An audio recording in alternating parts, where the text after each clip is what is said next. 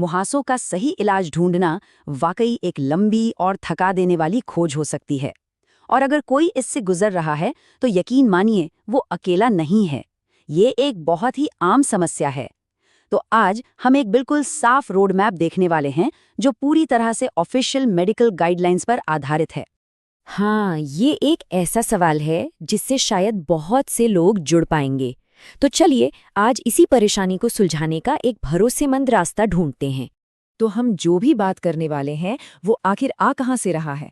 भाई, हमारी गाइड है ऑफिशियल यूके नाइस गाइडलाइन। और इसे तैयार करने वाले कौन हैं? Royal college of obstetricians and gynaecologists और ब्रिटिश एसोसिएशन ऑफ डर्मेटोलॉजिस्ट्स जैसे बड़े बड़े मेडिकल संस्थान। मतलब जो भी जानकारी यहाँ मिलेगी वो पूरी तरह से परखी हुई और भरोसेमंद है। तो हमारा ये सफ़र कैसा रहेगा? सबसे पहले मुहासों का पूरा रोड मैप समझेंगे, फिर स्किन केयर और डाइट की बुनियाद पर बात करेंगे। उसके बाद देखेंगे फर्स्ट लाइन मेडिकल ट्रीटमेंट्स क्या होते हैं, स्पेशलिस्ट के पास कब जाना चाहिए और डर्मेटोलॉजी में क्या एडवांस्ड ऑप्शंस हैं। और आखिर में बात होगी मेंटेनेंस और निशानों की। तो चलिए सीधे पहले पड़ाव पर चलते हैं। ये है इलाज की नींव, यानी स्किन केयर और डाइट। ये वो बेसिक चीजें हैं जिन्हें कोई भी किसी भी मेडिकल ट्रीटमेंट को शुरू करने से पहले अपनी जिंदगी में शामिल कर सकता है। नाइस गाइडलाइन सबूतों के आधार पर एक बहुत ही सिंपल 3 स्टेप का स्किन केयर रूटीन बताती है। स्टेप 1, दिन में 2 बार एक नॉन एल्कलाइन मतलब पीएच न्यूट्रल क्लेंजर यूज करें। ये स्किन का नेचुरल बैलेंस बनाए रखता है। स्टेप 2, एक अच्छा ऑयल फ्री और नॉन कोमेडोजेनिक मॉइस्चराइजर लगाएं। इसका मतलब है ऐसा प्रोडक्ट जो पोर्स को बंद न करे। और स्टेप 3, त्वचा को oil free non comedogenic sunscreen से बचाएं। अच्छा, ये जो शब्द है कोमेडोजेनिक, इसका मतलब क्या है? सीधा सा मतलब है कोई भी ऐसा प्रोडक्ट जो स्किन के पोर्स को ब्लॉक कर सकता है। और अगर पोर्स ब्लॉक होंगे तो मुहासे और बढ़ेंगे। इसीलिए अपने स्किन केयर और मेकअप प्रोडक्ट्स चुनते वक्त इस बात का ध्यान रखना बहुत जरूरी हो जाता है। और एक बहुत ही सीधी लेकिन शायद सबसे जरूरी सलाह जो गाइडलाइन देती है वो ये है कि दानों को फोड़ने या खरोंचने से बचें। ऐसा करने से परमानेंट निशान पड़ सकते हैं, तो स्किन को लंबे समय के नुकसान से बचाने के लिए ये बहुत जरूरी है। चलिए अब उस एक सवाल पर आते हैं जो शायद हर किसी के दिमाग में घूमता है। डाइट का क्या खाने पीने से भी मुहासे होते हैं? तो इस बारे में गाइडलाइन का कहना बिल्कुल साफ है। अभी तक ऐसे कोई पक्के वैज्ञानिक सबूत नहीं मिले हैं जो ये कह सकें कि मुहासों के इलाज के लिए कोई खास डाइट काम करती है। ये जानकारी कई सुनी सुनाई बातों और मिथकों को दूर करती है। ठीक है, तो डाइट और स्किन केयर की बात हो गई। अब आगे बढ़ते हैं दूसरे चरण पर। ये वो स्टेज है जब कोई प्रोफेशनल मेडिकल मदद लेता है। तो देखते हैं कि डॉक्टर सबसे पहले कौन से ट्रीटमेंट्स दे सकते हैं।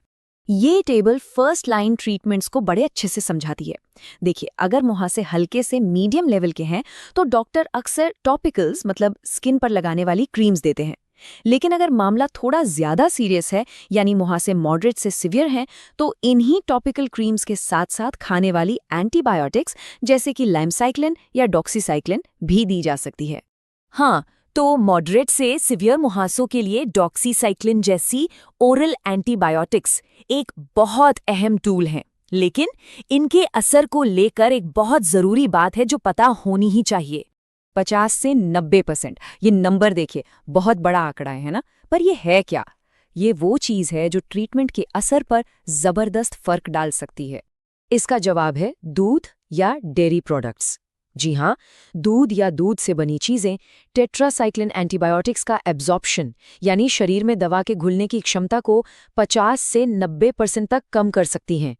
ऐसा इसलिए होता है क्योंकि डेयरी का कैल्शियम दवा से जुड़ जाता है और दवा का असर कम हो जाता है। अच्छा, बच्चों में इन एंटीबायोटिक्स के इस्तेमाल को लेकर एक पुरानी चिंता थी कि इससे दांतों पर परमानेंट दाग पड़ सकते हैं। लेकिन वक्त के साथ मेडिकल साइंस की समझ भी बदली है।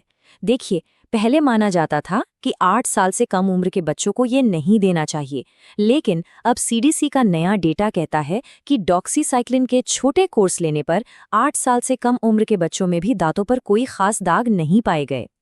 चलिए, अब हम इस सफर के एक बहुत अहम मोड़ पर आ गए हैं। ये एक चौराहा है जहां ये फैसला लेना होता है कि अब किसी स्पेशलिस्ट यानी डर्मेटोलॉजिस्ट के पास जाने का सही वक्त आ गया है या नहीं। तो स्पेशलिस्ट के पास कब जाना है? गाइडलाइन इसके लिए बिल्कुल साफ साफ वजहें बताती हैं।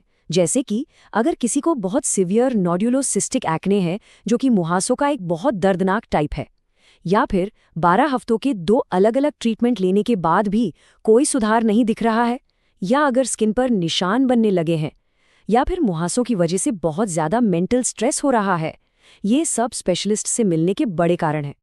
तो जब कोई स्पेशलिस्ट के पास पहुंचता है तो इलाज के अगले पड़ाव की शुरुआत होती है। अब हम उन पावरफुल ट्रीटमेंट्स की बात करेंगे जो सिर्फ एक डर्मेटोलॉजिस्ट की निगरानी में ही दिए जाते हैं। उन बहुत मुश्किल मामलों के लिए जो किसी भी नॉर्मल ट्रीटमेंट से ठीक नहीं होते, उनके लिए स्पेशलिस्ट एक दवा पर विचार कर सकते हैं जिसका नाम है ओरल आइसोट्रेटिनोइन। ये एक बहुत ही असरदार ट्रीटमेंट है, लेकिन इसे बहुत सावधानी से मैनेज करना पड़ता है। आइसोट्रेटिनोइन को लेके कुछ बातें जानना बहुत ही ज़रूरी है। पहली, ये सिर्फ सिवियर एक्ने के लिए है। दूसरी, इसे हमेशा एक स्पेशलिस्ट टीम की देखरेख में ही लिया जाता है। तीसरी, इसके कुछ सीरियस साइड इफ़ेक्ट्स हो सकते हैं जिसके बारे में डॉक्टर पूरी तरह से बताते हैं। और चौथी, जो महिलाएं गर्भवती हो सकती हैं उनके लिए एक बहुत सख्त प्रेगनेंसी प्रिवेंशन प्रोग्राम को फॉलो करना ज़रूरी होता है। और ये बात बहुत मायने रखती है। गाइडलाइंस साफ तौर पर मानती हैं कि मुहासे चाहे किसी भी लेवल के हों, वो इंसान पर गहरा मनोवैज्ञानिक असर डाल सकते हैं और मेंटल हेल्थ को भी प्रभावित कर सकते हैं। ये उन लोगों के दर्द और अनुभव को मान्यता देता है जो इससे जूझ रहे हैं। तो चलिए, अब इस सफ़र के आखिरी हिस्से पर आते हैं। यहाँ हम लॉन्ग टर्म की सोचेंगे। मतलब जब एक्ने मुहासे कंट्रोल में आ जाएं, तो उसके बाद स्किन को कैसे मेंटेन करना है। तो पूरे इलाज का आखिर में मकसद क्या है? गोल बिल्कुल क्लियर है, ब्रेकआउट्स को काबू में रखना ताकि भविष्य में परमानेंट निशान न पड़े। एक कामयाब इलाज का मतलब यही है। तो डॉक्टर इस सफ़र में एक को पायलट की तरह हैं।